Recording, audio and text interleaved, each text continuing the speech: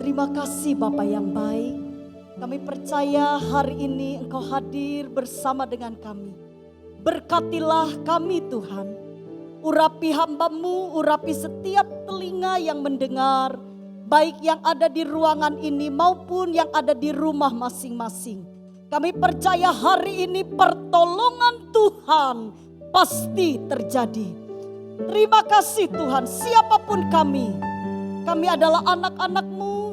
Dan kami yakin Tuhan Engkau Bapa yang baik. Tuntun kami Tuhan, supaya kami menjadi gereja yang bijaksana. Di dalam nama Tuhan Yesus, kami siapkan tanah hati yang terbaik untuk kebenaran firman Tuhan. Haleluya. Semua yang siap diberkati oleh firman, katakan amin. Puji Tuhan. Shalom Bapak Ibu. Saya menyapa Bapak Ibu yang ada di rumah, shalom. Saya percaya hari ini Tuhan mau kita semua mengerti apa yang menjadi maunya Tuhan.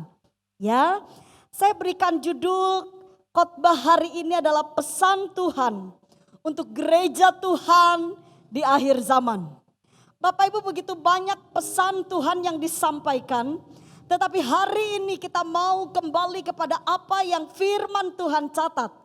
Nah, saya ingin mengajak Bapak Ibu bersama-sama ya, saya bersyukur Tuhan memberikan saya kekuatan ya, lama sekali ya Bapak Ibu kita tidak berjumpa. Tapi saya percaya saudara semua kita ada di dalam perlindungan Tuhan. Nah, saya juga yakin mungkin ada Bapak Ibu yang baru pertama kali karena suami saya baru pertama ya. Berapa lama, beberapa kali saya hadir di tempat ini, tapi baru pertama kali saya didampingi oleh suami. Sebab sejak pandemi saya pelayanan selalu didampingi oleh suami. Saya percaya Bapak Ibu Tuhan hadir di tempat ini, amin. Terima kasih buat Bapak dengan Ibu Gembala yang sudah kembali memberikan kepercayaan. Mari Bapak Ibu kita akan lihat di dalam Yudas. Pasalnya yang pertama ayat 17 sampai dengan ayat 23. Ayat ini cukup panjang. Tapi ayat ini akan memberikan pengertian kepada kita. Ya, saya percaya saya dengan Bapak Ibu adalah anak Tuhan. Mari kita dengar-dengaran kepada Tuhan. Yudas, hanya satu pasal Yudas itu ya. Ayat 17 sampai 23 saya baca buat Bapak Ibu, perhatikan baik-baik. Tetapi kamu saudara-saudaraku yang kekasih, ingatlah akan apa yang dahulu telah dikatakan kepada kamu oleh rasul-rasul Tuhan kita, Yesus Kristus. Sebab mereka telah mengatakan kepada kamu menjelang akhir zaman akan tampil pengejek-pengejek yang akan hidup menuruti hawa nafsu kefasikan mereka. Mereka adalah pemecah belah yang dikuasai hanya oleh keinginan-keinginan dunia ini. Dan yang hidup tanpa Roh Kudus. Akan tetapi kamu saudara-saudaraku yang kekasih, bangunlah dirimu sendiri di atas dasar imanmu yang paling suci. Dan berdoalah dalam Roh Kudus.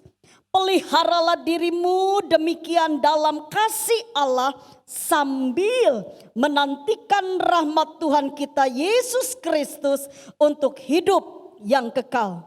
Tunjukkanlah belas kasihan kepada mereka yang ragu-ragu. Selamatkanlah mereka dengan jalan merampas mereka dari api. Tetapi tunjukkanlah belas kasihan yang disertai ketakutan kepada orang-orang lain juga. Dan bencilah pakaian mereka yang dicemarkan oleh keinginan-keinginan dosa.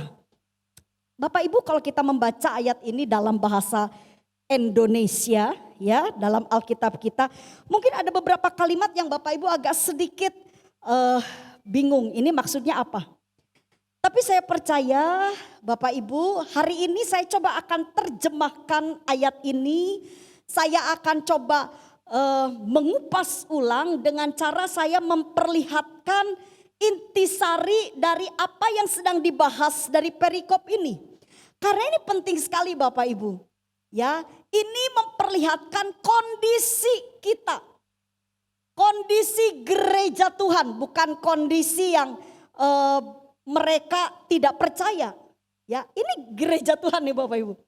Kondisi keadaan di dalam anak-anak Tuhan yang betul-betul dinubuatkan yang akan terjadi, yang itu dimana kejadiannya sebelum Tuhan datang.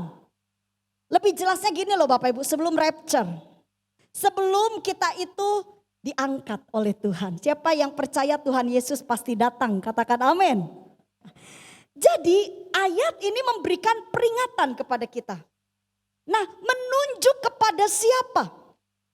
Kalau Bapak Ibu perhatikan, di sini dikatakan kita ini harus berjaga-jaga Bapak Ibu. Kita harus waspada terhadap siapa? Kelompok yang disebut dengan para pengejek. Nah, masalahnya gini Bapak Ibu. Kalau sepertinya kita berhadapan dengan para pengejek ini, Tuhan kasih kita peringatan, hati-hati. Tapi saya juga ingin memberikan masukan kepada Bapak Ibu. Jangan sampai kita tertipu oleh para pengejek ini, tetapi jangan juga kita termasuk dari golongan para pengejek ini.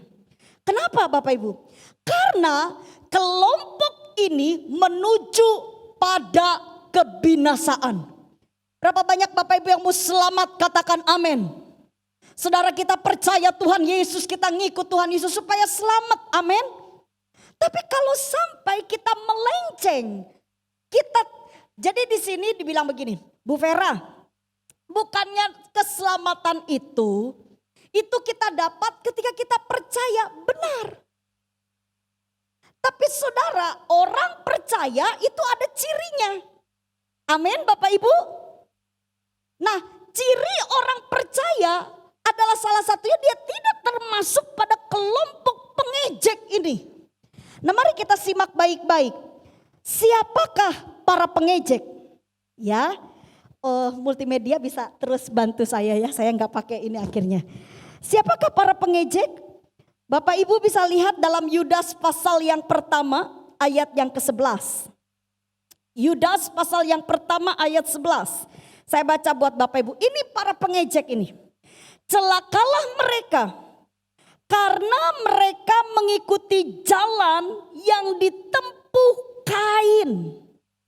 Dan karena mereka oleh sebab upah, perhatikan, menceburkan diri ke dalam kesesatan. Siapa katanya? Bileam. Ini mulai 2 muncul nama. Dan mereka binasa karena kedurhakaan seperti Korah.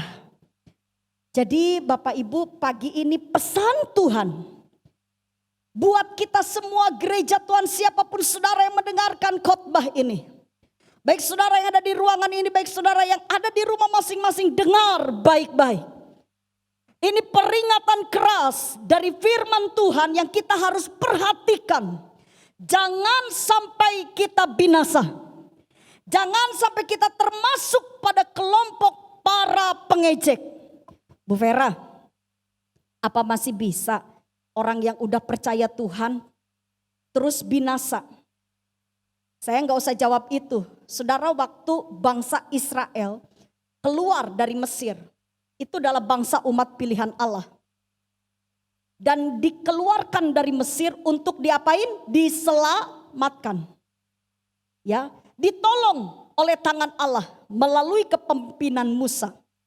Jika saya dengan Bapak Ibu memperhatikan baik-baik, di pertengahan jalan, bahkan Alkitab mencatat hampir seluruh generasi pertama yang keluar dari Mesir itu tidak bisa masuk ke tanah perjanjian. Artinya apa? Artinya bahwa ketika kita mengikut Tuhan Bapak Ibu, hati-hati, jaga sikap kita. Perhatikan hidup kita. Supaya kita menerima janji Tuhan. Apa itu janji Tuhan? Janji Tuhan adalah kekekalan. Yang dengar katakan amin. Bapak Ibu, janji Tuhan adalah keselamatan. Itulah Makanya Tuhan berkata, Tuhan Yesus dari mulai para nabi sampai rasul, sampai Tuhan Yesus sendiri berkoar-koar, bertobatlah. Sebab kerajaan Allah sudah dekat. Ini janji. Saya dengan saudara akan diberi warisan. Warisan apa itu? Kerajaan kekal surga, Bapak Ibu. Ini tidak bisa saudara beli dengan uang saudara. Tidak bisa saudara beli dengan kesalehan saudara. Hanya bisa kita dapatkan waktu kita nurut ambek Tuhan Yesus. Mari Bapak Ibu, saya akan coba untuk menguraikannya satu persatu. Siapakah Kain? Siapakah Bileam? Siapakah Bani Korah? 3 kelompok ini harus betul-betul kita kasih perhatian. Dan kalau bisa Bapak Ibu, kalau Bapak Ibu suka mencatat-catat dan ingat. Kenapa? Karena ini penting. Ini dimunculkan oleh firman Tuhan.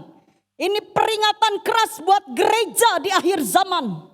Saudara yang mau selamat, saudara yang tidak mau binasa, tolong perhatikan baik-baik siapa Kain.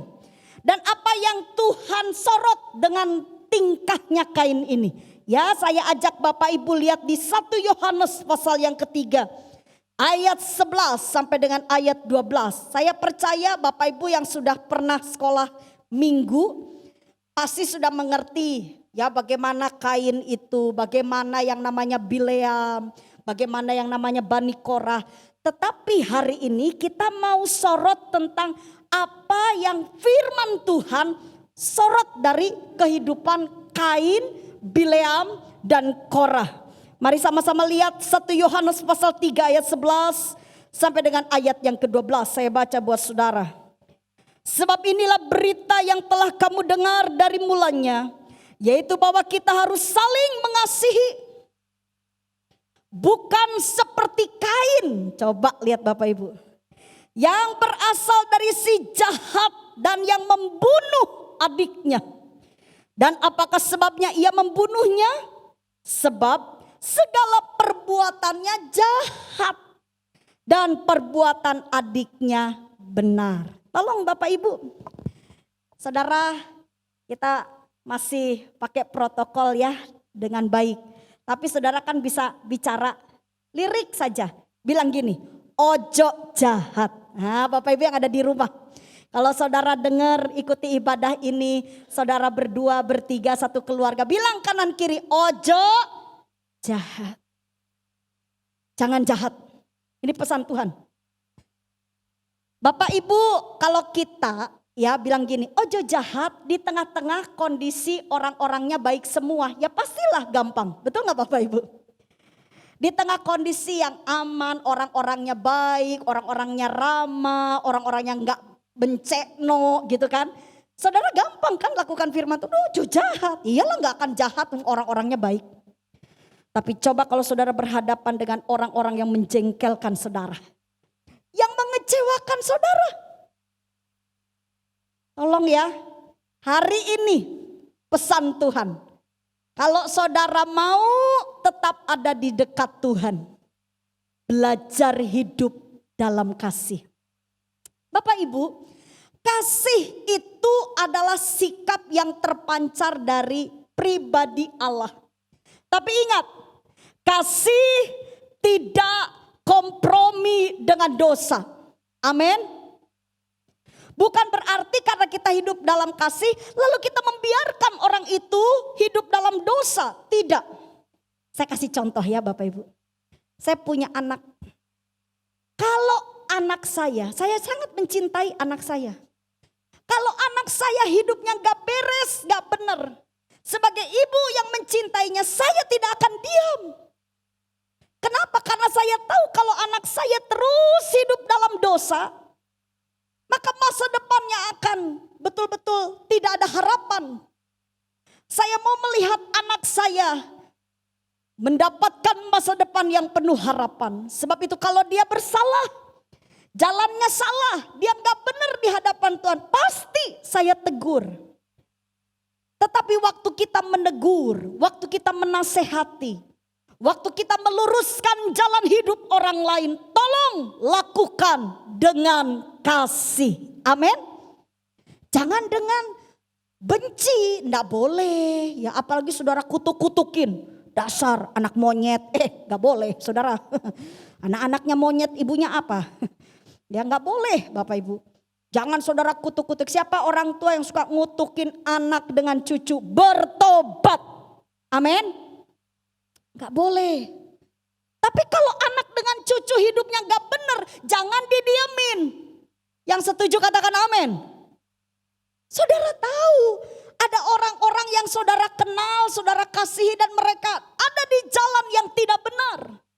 Mungkin saudara bilang sama saya, aduh tapi Bu Vera itu orang ya, saya tuh sebenarnya tahu dia itu melakukan dosa. Cuma kalau saya ini usik, kalau sepertinya saya tegur, kayaknya orang itu agak angel deh Bu. Terus gimana Bu? Kan firman Tuhan mengajar kita kalau mengasihi berarti kita itu harus menolong. Tidak membiarkan. Bapak Ibu sikap yang paling mentok kalau saudara tidak bisa bicara dengan orang yang saudara tahu dia hidup dalam dosa. Apa yang harus kita lakukan? Jawabannya doakan. Amin. Didoa. Jangan dibiarkan, minimal saudara doa dulu, ikat roh dosanya itu loh. Roh pemberontakan, roh keras hati, saudara ikat, saudara hancurkan. Saudara minta di dalam doa saudara supaya Roh Kudus mencengkeram kehidupan orang tersebut. Ini bukan tugasnya para gembala saja saudara. Bukan tugas hamba-hamba Tuhan, bukan tugas para pemimpin rohani, bukan. Tugas kita semua, amin. Kalau saudara lihat ada orang yang tidak benar, jangan saudara diamkan. Minimal saudara doakan. Saya percaya hari ini Roh Kudus ada di tempat ini. Tuhan mau saudara, supaya saudara itu memancarkan kasih Tuhan. Ya saya percaya hari ini Tuhan pasti memberikan kita kekuatan. Kalau saudara tidak mampu, minta kekuatan dari Tuhan. Tuhan katakan minta maka kamu akan diberi. Itu bicara apa? Bukan hanya bicara halal dunia. Saudara Tuhan Yesus sedang mengajar pada saat itu tentang pengabulan doa. Bagaimana supaya kita gereja Tuhan menjadi dan melakukan kehendak Allah. Amin. Bukan hidup sesuka hati, bukan. Jadi ketika firman Tuhan katakan minta, ketuk, cari, itu bicara tentang bagaimana supaya saudara menjadi serupa, segambar dengan Kristus. Yang dengar katakan amin. Jadi Bapak Ibu ayo lakukan firman Tuhan. Kalau saudara nggak mampu minta hikmat dari Tuhan. Minta, Tuhan katakan tidak mungkin kalau kamu minta roti, Tuhan kasih batu.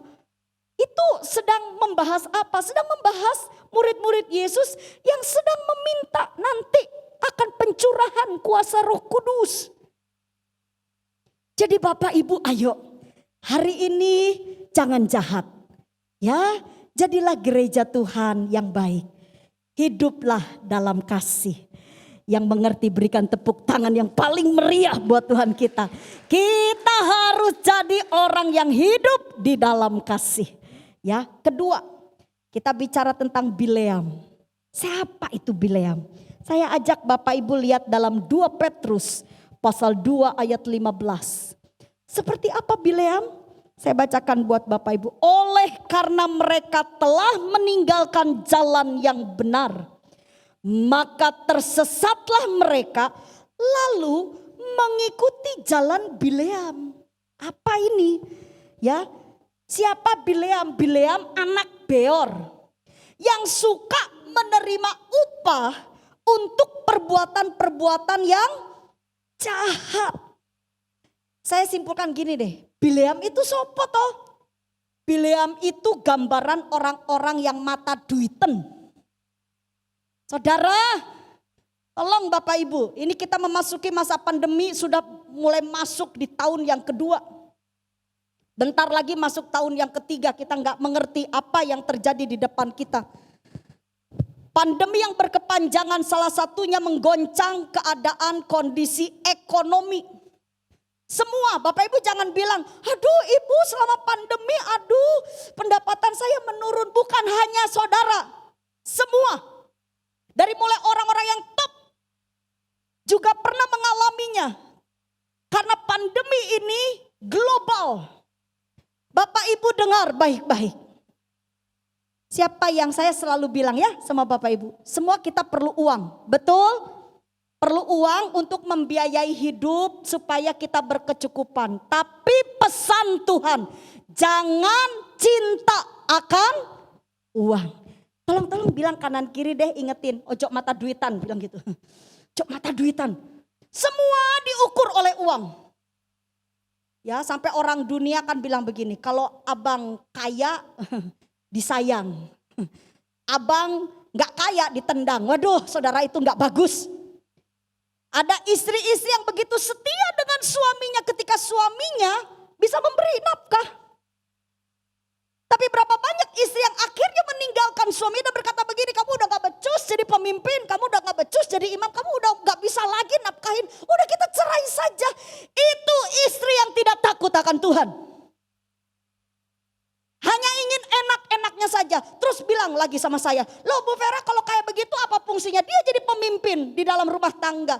Suami istri adalah kesatuan, amin. Saudara, siapa saudara yang mau mengikut sesuatu? Coba ya. Saya tanya sama Bapak Ibu. Saudara, seandainya nih. Saya tanya sama saudara, saudara kenapa ikut Tuhan? Ya. Kenapa saudara ini jadi orang Kristen? Atau lebih dalam lagi saya bilang gini, kenapa saudara melayani Tuhan? Kalau sampai ada di antara saudara yang dasarnya hanya satu, supaya diberkati Bu Vera. Saya kasih pandangan ya sama Bapak Ibu. Saya bilang gini, seandainya saya akan hidup bersama dengan Pak Daniel suami saya.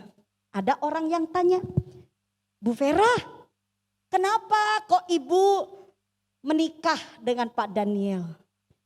Lalu saya jawabannya begini, soalnya Pak Daniel itu banyak kepribadiannya. 1, mobil pribadi. 2, rumah pribadi. Kalau saya menikah sama Pak Daniel ya, saya bisa keliling-keliling, jalan-jalan, lalu happy-happy. Saya bisa belanja ini dan itu, bisa makan enak-enak. Saudara akan menilai saya apa?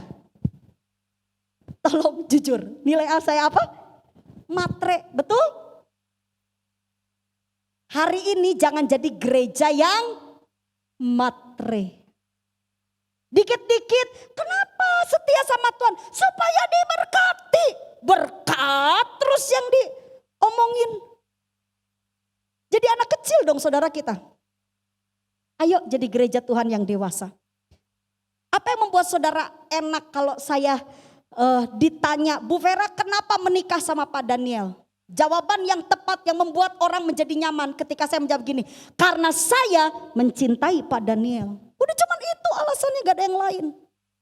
Jadi sebenarnya kalau saya dengan Bapak Ibu hari ini ditanya atau mungkin saudara ingin mengerti tujuan saya mengikut Tuhan itu apa? Tujuan saya melayani Tuhan itu apa? Tolong dasarnya harus karena mengasihi Tuhan. Amin. Karena saudara cinta Tuhan. Karena saya cinta Pak Daniel. Biar Pak Daniel dalam kondisi apapun saya tidak akan pernah meninggalkan dan menceraikannya. Saudara yang mengerti katakan amin. Kalau saudara mengasihi Tuhan, mencintai Tuhan, kondisi apapun di dunia ini saudara akan tetap setia jadi anak Tuhan. Amin. Berikan tepuk tangan yang meriah buat Tuhan kita. Jadi Bapak Ibu tolong, jangan kita jadi gereja yang matre, mata duitan. Setia sama Tuhan hanya karena melihat ada keuntungan dan keuntungan. Saya selalu kasih wejangan kepada sidang jemaat dalam kondisi apapun, sekalipun kita dianiaya sekalipun, tetaplah setia. Karena Yesus adalah kekasih jiwa kita. Yang setuju sekali lagi berikan tepuk tangan yang meriah buat Tuhan kita. Jadi pesan Tuhan yang kedua di akhir zaman ini, jangan jadi gereja yang cinta akan uang. Bileam bicara tentang pribadi yang cinta akan uang. Dia menghalalkan segala cara ya supaya dia bisa diterima, supaya dia bisa punya jaringan yang luas. Wah, dia pakailah bahasa-bahasa yang bisa memikat, apalagi sekarang supaya mungkin pengikutnya di media sosial banyak. Bicaralah seenaknya, pakai lagi nama Tuhan. Aduh, Bapak Ibu, ayo ya kita mau hari ini jadi gereja yang berkenan kepada Tuhan. Jangan karena ingin keuntungan di dunia ini. Jangan karena kita cinta akan uang. Kita menghalalkan segala cara, jangan. Hal yang terakhir yang dimunculkan adalah Bani Korah. Siapa Korah? Siapa Bani Korah? Saya ajak Bapak Ibu sedikit ya, karena ini kan jarang. Kalau Kain dengan Bileam mungkin waktu di sekolah minggu sering Bapak Ibu dengar. Tapi Bani Korah ini jarang sekali guru-guru sekolah minggu untuk membahasnya. Kita lihat Bilangan 16 ayat 1 dan ayat 2. Bilangan 16 ayat 1 dan 2 dikatakan begini. Korah bin Yizhar bin Kehat bin Lewi beserta Datan dan Abiram, anak-anak Eliab dan On bin Pelet, ketiganya orang Ruben mengajak orang-orang. Jadi ini ada pertemuan, ya pertemuan besar nih Bapak Ibu.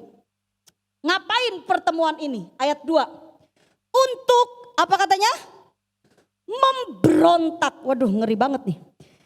Untuk memberontak melawan Musa beserta 250 orang Israel. Jadi ini kapasitas besar. Lalu dikatakan pemimpin-pemimpin umat itu yaitu orang-orang yang dipilih oleh rapat, semuanya orang-orang Kenaan. Ya. Jadi ini adalah orang-orang yang sebenarnya punya kualitas, punya satu kemampuan, dikumpulin. Siapa yang ngumpulin? Bani Korah. Kenapa sih alasannya? Jadi gini nih, saya jelasin ya supaya Bapak Ibu mengerti. Jadi Musa itu kan dituntun oleh Tuhan untuk membawa bangsa Israel ke tanah perjanjian. Nah Bapak Ibu, Musa ini bijak sebenarnya. Sebelum Musa masukkan atau bawa ini seluruh umat pilihan, kan itu jutaan. Masuk ke tanah perjanjian, Musa ngutus 12 pengintai. Nah dari 12 pengintai ini, mayoritasnya yang 10 orang, itu mereka fokus dengan kenyataan hidup. Kecuali Yosua dengan Kaleb. Nah Yosua dengan Kaleb itu melihatnya dengan mata iman. Dengan iman. Tapi kalau yang 10 itu bicara kenyataan hidup. Bukan bohong. Enggak. Ini bicara kondisi yang sebenarnya. Bahwa di tanah di mana Israel akan masuk itu banyak raksasa.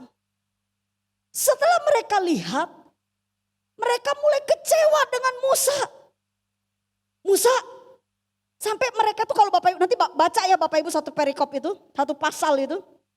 Mereka ngomong gini sama Musa kan. Musa, kamu nih bawa jauh-jauh dari Mesir ke sini cuman untuk kita ini mati di sini. Dibunuh sama raksasa-raksasa itu. Apa gak ada kuburan lebih baik gitu loh. Apa kita harus mati di padang gurun seperti ini? Jadi sampai mereka tuh mengingat, lebih baik kita di Mesir, bayangin. Jadi mereka itu cuma lihat kenyataan. Ini kalau kenyataannya coba Bapak Ibu. Kalau saudara hari-hari ini hanya melihat kenyataan hidup. Pandemi yang berkepanjangan, di kanan kiri banyak yang meninggal. Saudara kondisi ekonomi yang tidak baik. Saya percaya saudara pasti lemah. Betul? Tapi mari kita belajar. Nih Yosua dengan Kaleb dia bicara di hadapan seluruhnya. Membela Musa sebenarnya. Dan Yosua dan Kaleb katakan kalau Tuhan. Bayangin, saya senang dengan perkataannya Yosua dengan Kaleb. Jika Tuhan menghendaki, maka tidak ada yang mustahil. Jika Tuhan menghendaki di tengah kondisi yang sulit, Tuhan masih mau pelihara saya dengan saudara. Saudara dengan saya akan tetap dipelihara Tuhan. Amin. Jadi ini sesuatu yang sebenarnya baik. Cuma nih Bani Korah, dia akhirnya karena dia kecewa. Dia merasa tidak cocok dengan pendapatnya. Dia berpikir Musa ini kurang bijak. Saudara, padahal Musa itu adalah pemimpin yang ditetapkan oleh Tuhan. Jadi ini bicara tentang pemberontakan terhadap otoritas. Bani Korah bicara tentang bagaimana dia memberontak terhadap otoritas yang ditetapkan oleh Allah. Dalam hidup ini otoritas itu beragam. Kalau saya lihat dari kecil, kelompok kecil, anak, otoritasnya siapa Bapak Ibu? Orang tua. Anak kalau berontak ambil orang tuanya, saudara, itu tidak ada umur panjang. Saudara, Alkitab katakan, anak yang tahu menghormati orang tuanya, umurnya panjang. Amin. Kejayaan, kehormatan. Bapak Ibu, nah di dalam keluarga yang jadi otoritas tertinggi siapa? Suami, para istri. Kalau kita pengen diberkati sama Tuhan, ojo macam-macam. Saudara merasa istri lebih pinter, pendapatan lebih besar dari suami. Tetap jangan sekali-sekali kita melakukan pemberontakan atau berbuat jahat dengan otoritas yang Tuhan tetapkan. Jemaat, otoritasnya siapa? Bapak Ibu, pemimpin rohani, gembala saudara. Saudara, ini semua udah dicatat di dalam Alkitab. Bagaimana sikap kita terhadap otoritas? Oh tapi Bu, pemimpin saya ini tidak becus. Ya udah, kalau saudara merasa pemimpin saudara nggak becus, kenapa saudara nggak jadi pemimpin saja sendiri gitu loh. Saya heran ada orang-orang di satu kelompok, dia ngata-ngatain pemimpinnya, tapi dia tetap nimbrung di situ. Ngapain? Kan enggak boleh ini Bu, enggak boleh memberontak. Ya kalau saudara enggak mau jadi pemberontak, jangan juga saudara menusuk pemimpin saudara dari belakang. Yang mengerti katakan amin. Ini nasihat firman Tuhan di hari-hari terakhir. Saudara, ada banyak orang sombong, cinta akan uang dan tidak tahu berterima kasih. Saudara tahu apa artinya ini? Para pemberontak, garang, pembangkang. Dan ini yang terjadi. Saudara berpikir begini, tapi banyak loh pemimpin-pemimpin rohani yang gak benar. Tenang. Di atas pemimpin rohani para gembala ada otoritasnya. Siapa Bapak Ibu? Diaken, organisasi gereja. Gereja ini ada naungannya. Nah, kalau sepertinya saudara merasa, wah iya, makanya dari awal saya bilang, ayo hidup dalam kasih. Kalau saudara tahu ada yang tidak benar di sana sini, mari kita berdoa. Amin. Berdoa supaya ada pemulihan. Bapak Ibu, setiap kita dan di atas semuanya, gereja-gereja, komunitas-komunitas, ada otoritas yang lebih tinggi lagi di sebuah negara. Apa itu Bapak Ibu? Pemerintah. Ya apa, pemerintah itu ditetapkan oleh Allah. Yang setuju katakan amin. Ikuti aturan yang ada. Jangan melanggar aturan. Jangan lagi pakai nama Tuhan. Lalu kita belajar memberontak kepada pemerintah. Firman tidak pernah mengajar kita untuk kita jadi pemberontak. Taat kepada Tuhan. Cuman satu yang Tuhan minta, jangan menyembah Allah lain selain daripada Allah kita. Tapi kalau peraturan-peraturan di dunia ini saudara ikuti. Allah juga berkehendak atas segalanya. Dan saya percaya hari ini Tuhan mau kita semua ada di dalam kondisi yang benar di mata Tuhan. Mari belajar hidup rendah hati. Ya, saudara jangan sombong, jangan merasa diri lebih hebat. Di atas kita masih ada otoritas kita. Dan saya percaya kalau saudara belajar menghormati otoritas, ada berkat otoritas. Ya, berkat otoritas itu apa Bu Vera? Baca di dalam Alkitab, aduh luar biasa. Ketika saudara betul-betul menghormati otoritas saudara, penyertaan Tuhan itu luar biasa. Dikatakan umur panjang, kejayaan. Ya, tapi jangan ke situnya saudara pikirkan. Yang pasti kalau kita taat nurut sama Tuhan, kita ini ada aman di tangan Tuhan. Jadi kesimpulannya hari ini pesan Tuhan. 3 hal yang saya ingin sampaikan kepada Bapak Ibu. Bapak Ibu, inilah pesan Tuhan. Mari hidup di dalam kasih. Jangan jahat. Saudara, marilah hidup betul-betul fokus kepada Tuhan. Jangan melakukan segala sesuatu hanya karena harta. Jangan cinta akan uang. Dan saya percaya pesan yang terakhir juga Tuhan mau kepada gereja Tuhan di akhir zaman. Jangan jadi pemberontak. Mari belajar mengucap syukur. Belajar untuk kita punya hati ini yang lapang. Bisa menerima kekurangan dan kelebihan sesama kita. Saya percaya hari ini kalau kita nurut sama Tuhan, maka pertolongan Tuhan yang ajaib pasti nyata atas hidup saya dengan saudara. Yang percaya berikan tepuk tangan yang meriah buat Tuhan kita. Puji Tuhan, mari kita bangkit berdiri bersama-sama. Saya mengundang hamba-hambanya, para pelayan, pemuji, pemusik. Sebelum saya serahkan kepada gembala saudara, saya rindu mengajak Bapak Ibu hari ini. Saudara, tenangkan hati saudara. Kondisi dunia memang tidak semakin baik. Tapi siapapun kita yang belajar untuk mendekat kepada Tuhan. Belajar hidup seturut dengan firman Tuhan. Maka mujizat dan tanda-tanda yang ajaib dari Tuhan akan nyata dalam hidup kita. Naikkan pujian, hidupku menggenapi firman-Mu Tuhan. Tanda dan mujizat akan menyertai kita semua. Mari kita bangkit berdiri. Terima kasih Bapa yang baik. Hidupku menggenapi firman-Mu. Anda mujizat sertai tiap langkahku. Kau bersamaku di dalam jadi bukti kebesaran. Boleh sama-sama angkat kedua tangan saudara, katakan kita belajar untuk hidup seturut dengan firman Tuhan. Mujizat sertai tiap langkahku. Kau bersamaku di dalam jadi kebesaran.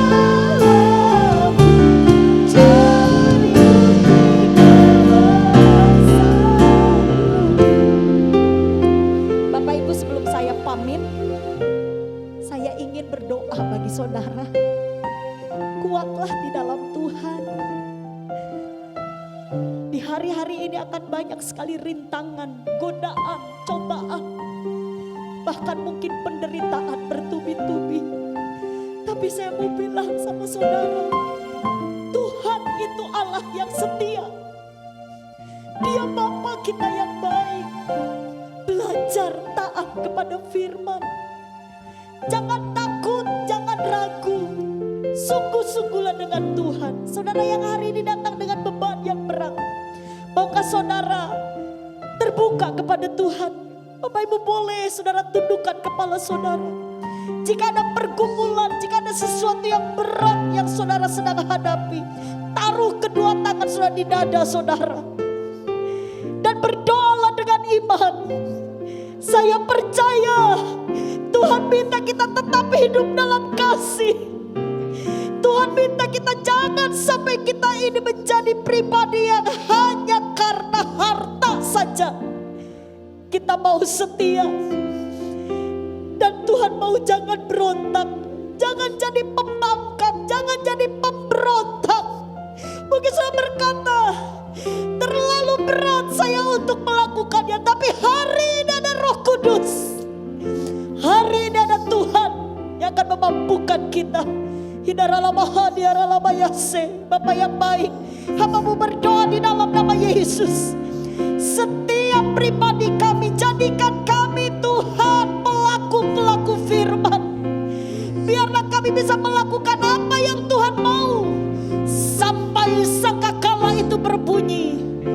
Dan Tuhan, Kau dapati kami menjadi hamba yang setia, menjadi gereja Tuhan yang layak berkenan di hadapan-Mu. Kuatkan kami dalam nama Yesus. Hidupku menggenapi firman-Mu. Amin. Saya serahkan kepada hamba-Nya.